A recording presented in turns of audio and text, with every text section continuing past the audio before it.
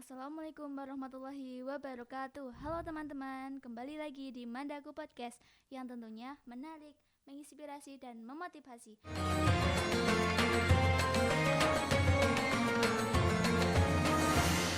Di sini kita akan kedatangan narasumber yang sangat luar biasa nih teman-teman. Apalagi ditambah dengan topik yang gak kalah luar biasa. Halo Kak, silahkan perkenalkan diri. Halo juga Kak Ufa. Oke, perkenalkan nama saya Muhammad Febriansyah. Di sini kita akan ngobrol atau sharing-sharing santai nih.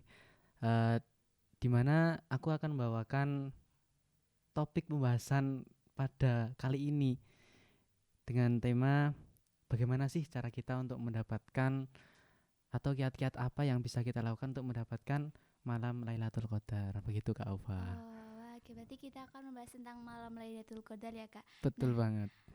menurut Kak Bilal apa sih yang disebut dengan malam Lailatul Qadar itu Kak?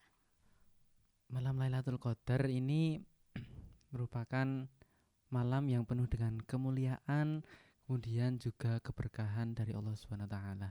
Di mana malam Lailatul Qadar ini Kak Alfa. Ya. Malam Lailatul Qadar itu adalah salah satu di antara malam-malam yang dinanti-nantikan oleh seluruh umat muslim di dunia ini, terusnya orang-orang yang beriman. Karena di malam Lailatul Qadar ini banyak sekali keutamaan-keutamaan ataupun keistimewaan yang bisa kita raih pada malam Lailatul Qadar. Ya. Nah, kita tuh sebagai umat muslim juga penasaran kapan sih Kak yang sebenarnya waktu malam Lailatul Qadar itu? Malam Lailatul Qadar itu tepatnya kapan, tanggal berapa itu Allah tidak menyebutkan karena Allah sudah merahasiakannya sebagaimana Nabi SAW bersabda dalam hadis riwayat Bukhari. Akan tapi Allah memberikan clue nih teman-teman. Jadi malam Lailatul Qadar ini bisa kita cari ataupun kita bisa meningkatkan ibadah kita pada malam Lailatul Qadar, di mana Allah sudah memberikan kepada kita isyarat bahwasanya malam Lailatul Qadar itu terjadi pada 10 malam terakhir di bulan Ramadan.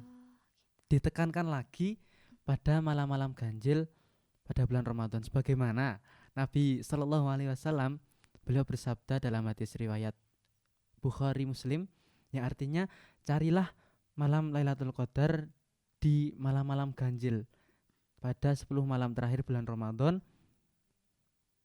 Dan pastinya kita sebagai umat muslim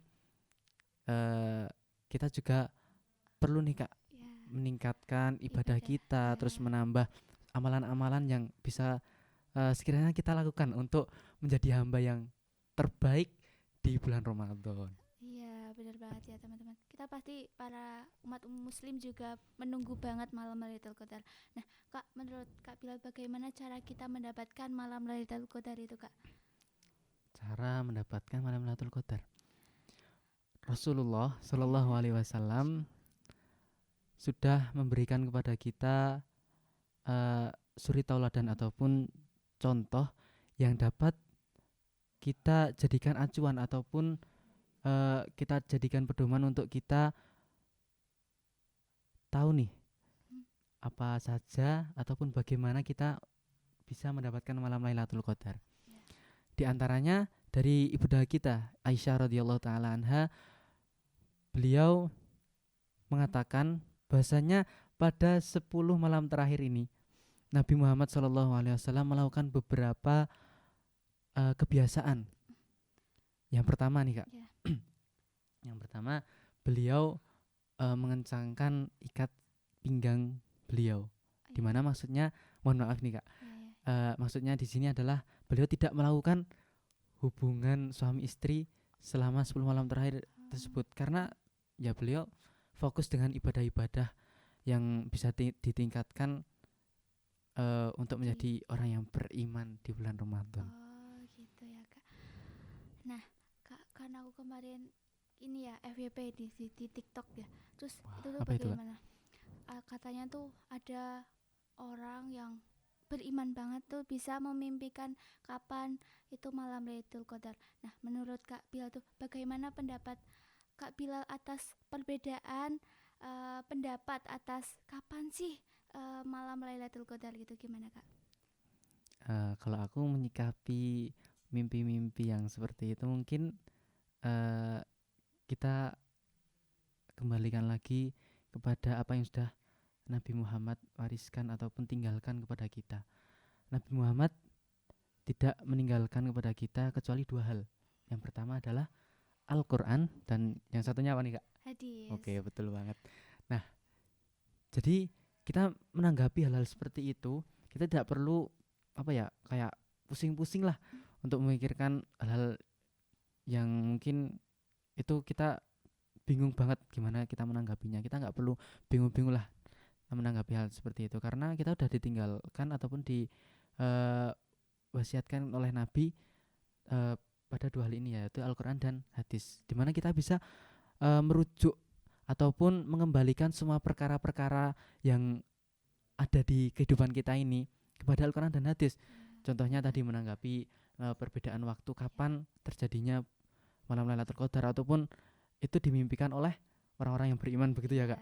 Nah itu mungkin kalau misal memang apa yang dimimpikan itu benar, misal di mimpi orang itu mengatakan bahwasanya malam Lailatul Qadar terjadi pada malam-malam ganjil, ya betul, karena ya tadi emang di hadis ada di mana Nabi Shallallahu Alaihi Wasallam bersabda dalam hadis riwayat Bukhari Muslim yang artinya carilah malam Lailatul Qadar di 10 malam terakhir di bulan Ramadan dan ditekankan pada malam-malam ganjil. Berarti kita menanggapi hal seperti itu, oh ya udah berarti ini benar. Kita tidak perlu kayak terlalu apa ini mereka sesat. Ya mungkin ada sebagian yang berpikiran seperti itu akan, tapi bisa kita kembalikan ke Al-Quran dan Al-Hadis. Begitu Kak. Nah, ya. Terus kan kita juga banyak sebagai umat muslim tuh bingung gimana sih amalan-amalan yang bisa kita lakukan untuk menjalani saat malam Lailatul Qadar itu. Apa sih Kak? Apa saja deh? Apa saja amalan-amalan itu? Oke. Amalan-amalan yang bisa kita lakukan selama malam Lailatul Qadar.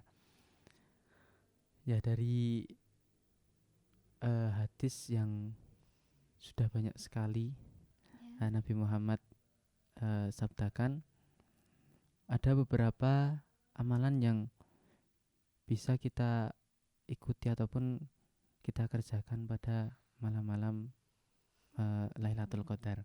Di antaranya nih Kak, yang pertama yaitu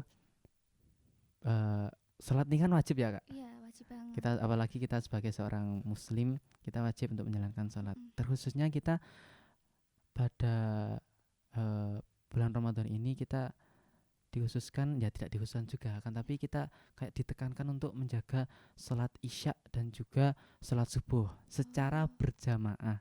Jadi bukan sekedar terus kemudian menjalankan sholat subuh nanti jam 7 baru sholat subuh gitu kan, banyak sekali Kak, mesti Kak teman-teman kita mungkin yang seperti itu. Nah itu pasti ada kan, tapi bukan seperti itu maksudnya. Jadi menjaga ataupun mengerjakan sholat isya dan juga sholat subuh secara berjamaah, berarti tepat pada waktunya. Di antaranya keutamaan jika kita menjaga ataupun mengerjakan sholat isya berjamaah, itu Nabi Shallallahu Alaihi Wasallam bersabda dalam hadis riwayat Muslim yang artinya barang siapa yang mengerjakan sholat isya secara berjamaah, maka dia seakan-akan telah mengerjakan sholat ataupun ibadah selama setengah malam suntuk. Masya Allah, sangat besar sekali ya pahalanya. Akan tapi ada yang lebih besar lagi nih Kak. Apa tuh Kak? Ditambah jika kita mengerjakan sholat isya secara berjamaah, ditambah juga sholat subuh secara berjamaah. Nah itu Nabi Muhammad juga mengatakan yang artinya barang siapa yang mengerjakan sholat isya dan juga sholat subuh secara berjamaah, maka seakan-akan dia sudah beribadah ataupun melaksanakan ibadah sholat selama semalam suntuk. Kalau cuman isya tadi kan cuman setengah ya kak. Setengah. Tapi kalau kita tambahkan lagi dengan sholat subuh secara berjamaah, itu kita seolah-olah sudah mendapatkan Ibadah mengerjakan ibadah selama satu malam suntuk gitu kan. Masya Allah. Nah kan kebanyakan orang tuh kalau setelah subuh tuh kayak setelah Iya. sahur itu tuh kayak aduh ngantuk banget nih, gimana cara melewati agar nggak ngantuk biar biar sholat subuhnya tuh tepat waktu dan bisa berangkat ke masjid kak gitu. Gimana? Mungkin kalau ini tips dari aku sendiri ya Iya, kak. iya. Itu aku biasanya kan adzan subuh tahun ini tuh pada Ramadan kali ini tuh jam berapa ya kalau nggak salah? Mundur nggak ya? Ya mundur kayaknya. Mm. Jam 4.25. Nah biasanya kalau aku sih gini kak, aku biasanya bangun tuh jam 4. Jam Masya 4. Allah. Jadi nggak terus bangun jam 3 tapi bangun jam 4 terus nanti ya bersih-bersih dulu, entah itu mau sikat gigi dulu ataupun cuci muka lain sebagainya, sambil kita nunggu hidangan yang disiapkan oleh keluarga kita Iya. buat sahur bersama. Kenapa kok jam 4? Karena ya kalau menurutku itu waktu yang pas gitu loh kak. Karena ya jam 4 nanti kita udah misal ke kamar mandi harus bersih-bersih diri dulu, habis itu kita menyiapkan menu sahur, Ya. kita juga setelah itu pastinya kita makan sahur. Nah itu kalau kita apa ya kak, kira-kira waktu pasnya itu menurutku itu sangat pas banget karena ya nanti biasanya kalau aku itu selesai sahur itu mungkin 10 menit ataupun 5 menit sebelum adzan. Jadi Iya. kita kan nggak bakalan ada waktu buat tidur itu loh kak. Iya. Jadi langsung selesai makan, selesai sahur gitu, kita langsung siap-siap buat ke masjid Oh, gitu kak. Masya Allah. Nah, gimana? Terus, oke kak, gitu ya. Berarti bagaimana cara kita meningkatkan kekhusyuan ibadah ketika di malam Lailatul Qadar kak? Meningkatkan khusyuan. Ya. Oke. Tapi aku masih ada nih beberapa amalan yang bisa kita kerjain di malam Lailatul Qadar ataupun di 10 malam terakhir bulan Ramadan. Masih ada nih kak. Ya. Kan tadi udah nih Ya. yang sholat isya Isya dan juga sama subuh berjamaah. Ya. Dan yang kedua adalah menjaga sholat taraweh. Nah, menjaga sholat taraweh ini mungkin sebagian dari kita apa ya kayak merasa berat lah kak, berat ataupun susah lah mau kita tuh mengerjakan sholat taraweh karena biasanya habis maghrib kita habis takjilan ya kak sore-sore ataupun kita war takjil. Iya, benar. Di situ nanti habis maghribnya kita harus buka lah, terus juga santai-santai dulu, pengen santai ataupun nanti kita makannya banyak. Itu kan memungkinkan kalau kita tuh apa ya, jadi kayak malas gitu loh mau mengerjakan sholat tarawih karena kita udah nyaman dengan kondisi kita saat itu. Iya. Enaknya wah Tidur. habis itu betul tidur Lagi habis terus. kenyang, war tajil, makan kenyang, tidur. Nah ya kan itu emang porsi yang pas gitu buat Iya. kita tuh apa ya, istirahat gitu loh Kak. Nah makanya kita kalau bisa ya berbukalah secukupnya. Iya. Jadi pada saat nanti masuk waktu sholat isya kemudian kita bisa melanjutkan dengan sholat taraweh gitu. Gitu. Terus ada lagi nih Kak. Ada tuh? lagi. Selain itu kita juga diminta untuk memperbanyak membaca Al-Quran sebagaimana kita tahu dari beberapa keutamaan yang sangat banyak sekali jika kita membaca Al-Quran. Sebagaimana Nabi SAW bersabda, man qara'a harfan min kitabillah falahu hasanah wal hasanatu bi'asyri amsalihha la aqulu alif lam min harfun walakin alifun harfun walamun harfun wa mimun harfun. Yang artinya apa nih Kak? Artinya adalah man qara'a harfan, barang siapa yang membaca satu huruf pada Al-Quran maka baginya satu pahala. Wal hasanatu bi asyri amsalihha, dan satu kebaikan atau satu pahala itu akan dikalikan 10 kali lipat dari bilangan kelipatan satu tadi. Jadi kita mendapatkan 10 kebaikan. Belum lagi kita eh, di bulan Ramadan, di mana pastinya di bulan Ramadan ini amalan-amalan kita ataupun pahala-pahala kita akan dilipat gandakan oleh Allah lebih banyak lagi. Jadi ini adalah peluang yang sangat bisa kita isi dengan memperbanyak ataupun meningkatkan ibadah kita gitu. Oh iya, iya. Ada kayak tambahan amalan lagi nggak kak nih? Kayaknya masih ada. Apa ya? Mungkin pastinya kita ya yang terakhir nih. Pastinya kita tuh kalau misal eh, ibadah ataupun mengerjakan amal soleh gitu tuh kita juga harus eh, memiliki landasan ataupun niat yang baik pada hati kita, yaitu dengan kita mengerjakan ibadah-ibadah ini dengan penuh keyakinan dan juga keimanan, Iya, sebagaimana pastinya. sudah dikatakan oleh Nabi Shallallahu Alaihi Wasallam, man qama ramadana imanan wahtisaban.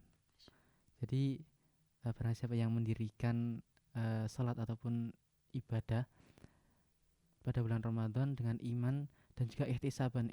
Ihtisaban itu kita berharap bahwasanya kita ingin mendapatkan pahala.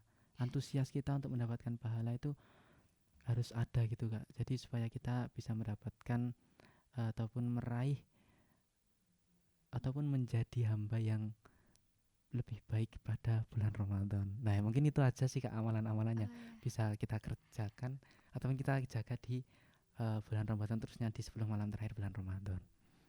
Gitu. Oh ya, oke. Banyak banget ya ternyata kak amalan yang bisa kita lakukan. Nah ini di sini kan kita juga, kalau saya ya sebagai perempuan tuh kayaknya ada deh yang permasalahan, umpamanya aku pengen mengerjakan amalan di bulan Ramadan, apalagi di malam Lailatul Qadar, terus kita tuh ternyata tiba-tiba ternyata halangan. Nah terus kita gimana kak, amalan apa yang bisa kita lakukan sebagai orang yang berhalangan kak? Nah, aslinya ya kalau misal untuk apa ya, untuk perempuan-perempuan ataupun ibu-ibu, mbak-mbak yang haid ataupun lagi berhalangan itu ya sebenarnya tetap sama aja amalan yang bisa dilakuin. Mungkin untuk ibadah sholat, Hmm, misalnya untuk sholat isya, ya. sholat subuh ataupun sholat teraweh ataupun ibadah sholat lainnya itu mungkin yang di situ eh, teman-teman yang lagi haid ataupun berhalangan ini yang nggak bisa untuk mengerjakan ibadah tersebut. Tapi bisa tetap untuk melakukan ibadah yang lain. Contohnya misal mengaji. Oh, Kan bisa ada ya Kak, sebagian orang yang mengatakan bahwasanya orang-orang yang lagi berhalangan tuh nggak boleh ngaji memegang ya, Al-Quran Al-Quran. ataupun membaca Al-Quran. Akan tapi ada pendapat ulama yang sebagian mengatakan bahwasanya itu tetap diperbolehkan. Mungkin untuk apa ya, yang tidak diperbolehkan itu di misal memegang mushaf yang itu benar-benar apa ya, murni murni Iya, misal nggak ada artinya atau semuanya bagaimana. Kalau benar. sebagian juga mengatakan seperti itu. Jadi baca Al-Quran juga tetap diperbolehkan. Kemudian bisa memohon ampunan kepada Allah dengan berzikir ataupun muhasabah diri itu juga sangat perlu, karena ya kita dari situ justru memberikan kepada kita kesempatan untuk introspeksi diri begitu Kak. Masya Allah.